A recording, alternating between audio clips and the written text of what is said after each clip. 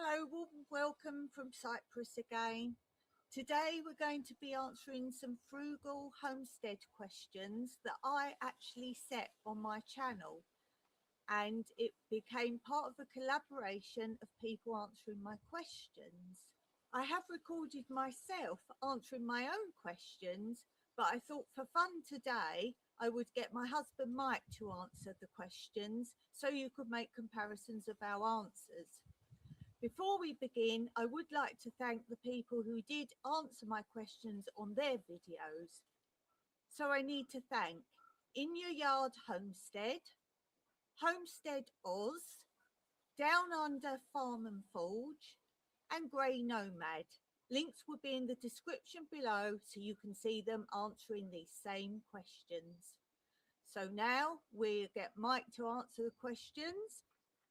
So, question 1.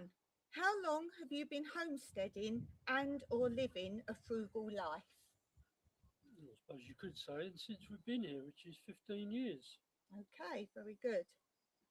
Question 2. What country are you from England, and where are you now? Cyprus. Plus, why did you choose the location where you are? Well, we wanted somewhere with a bit of space, and the estate agent said they knew of a place. Come and have a look. And it was everything we wanted.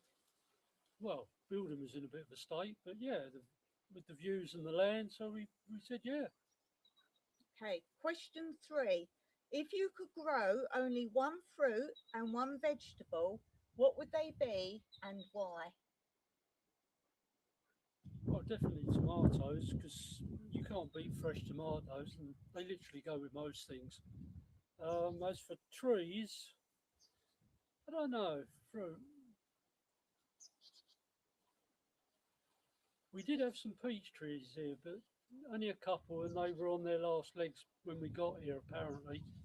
But yeah, we'd like to get a couple more of those because I do like some fresh peaches. Okay, give your one best tip for living a frugal life. Let the wife get on with it. Excellent. Give your one best tip for homestead living. Move to the country. Yes, you've got to have the ground. People can do it in suburbia and in the towns and do very well with it. But if you've got more land, you Yeah, can the do more land, the better. You can do quite a bit more. Tell us something about you that we would never have guessed.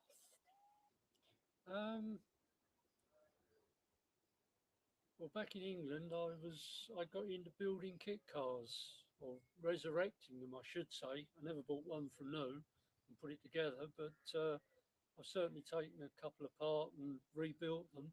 One of which was a Series 3 Dutton Phaeton, which looks like a Caterham 7, Lotus 7 type. Once it was finished, I went with three other guys. We took our car to Le Mans in France for the 24-hour race, and they were quite amazed at the amount of kit I packed in mine because I'd folding chairs and all sorts. But yeah, did enjoy that. Would like to have brought one of them here, but knew where we were going. The road's so bumpy and that they'd probably been beached on a rock or something trying to get up the road. But yeah, do miss those. Question 7. What did you do before this style of living? Your job or your background or previous lifestyle? Yeah, I was a light aircraft engineer. Did do a little bit with British Caledonian before they got taken over by British Airways, and they basically ruined the whole system. So all contractors, which is what I was, left. So I went back to light aviation.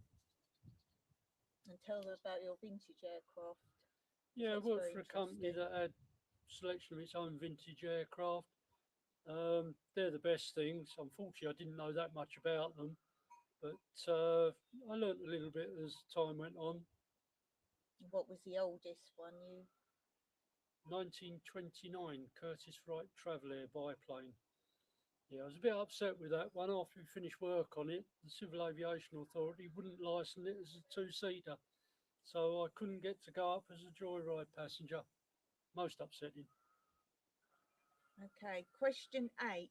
Tell us about your style of growing methods and why you use that method of growing crops. No, no, that's all up to Dawn. She does the growing. I might go around prune the trees, dig things out if they need it, but no, Dawn's the grower here. And what do you know is our main style or styles? Just what I see coming along. I've made some raised beds for her. She's stacked some stuff and calls it whatever it is, hugel or yeah, she gets on with it. Question 9. List the main crops, trees, and produce you grow.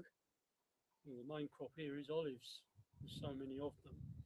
Um, there's a few pomegranate trees, a few lemon trees. That's the bulk. And then whatever else Dawn's put in with regard to growing. Okay. What don't you currently grow but would love to try growing? Or would you like me to grow? I would like a bit of rhubarb, to be honest with you. Bit of rhubarb so we can have a nice crumble.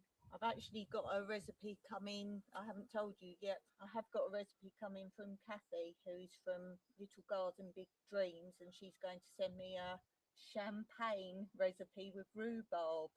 Oh, So I'm going to grow that for sure once she sends me the recipe. yeah. And we have to do a video on that then, and we'll link you, Kathy, then. Okay, last one. Question 10. Give us any links to find out more about you and your homestead or frugal living, and anything links to anything you sell. Tell us why your channel is unique. So obviously all the links I'll put in below for you. But what do you think makes Olive Farm Retreat YouTube channel unique? Um, I don't really know. It's quite difficult to say. I mean, I wouldn't actually say unique. We're certainly slightly different with our approach. Um, Certainly friendly. We're actually on site all the time because it's obviously a room within our farmhouse. Yeah, no, I don't really know about unique. So just because you follow the Airbnb that we do here, Yeah, and you show all what we're doing for the development. yeah, everything's there.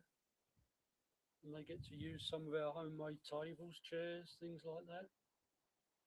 Yes, quite a few have actually gone round asking us how to do things, haven't they? So although we just do it as Airbnb, people do learn this lifestyle. And I mean, when we're actually open, our two, I never say it right, I think it's Adirondack chairs. We stick up the far end, and in the evening, when people have been out and whatever, and they come back, they tend to just go up there with a drink, sit there, and just look over the Mediterranean Sea.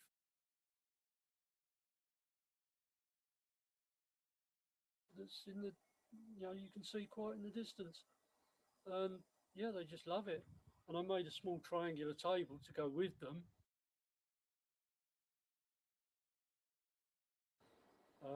Again, 3 legs because it doesn't wobble. This is what I tend to do with most of the tables I try to make. I'll put the link into that then at the end as well, so people Yeah. can see that.